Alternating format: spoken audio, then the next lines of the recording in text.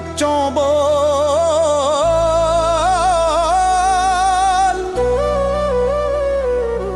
ਤੇ ਅੱਜ ਕਿਤਾਬੇ ਇਸ਼ਕ ਦਾ ਕੋਈ ਅਗਲਾ ਵਰਕਾ ਫੋਲ।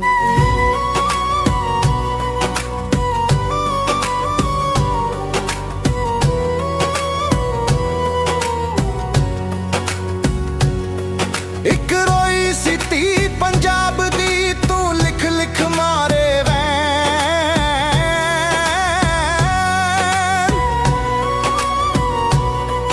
ਅੱਜ ਲੱਖਾਂ ਧੀਆਂ ਰੋਂਦੀਆਂ ਤੈਨੂੰ ਵਾਰਿਸ ਸ਼ਾਹ ਨੂੰ ਕਹਿਣ।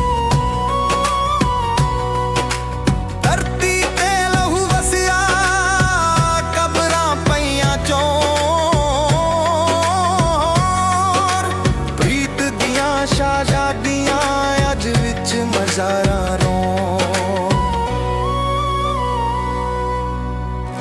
ਅੱਜ ਸਭੇ ਕੈਦੋਂ ਬਣ ਗਏ ਹੁਸਨ ਇਸ਼ਕ ਦੇ ਚੋਰ।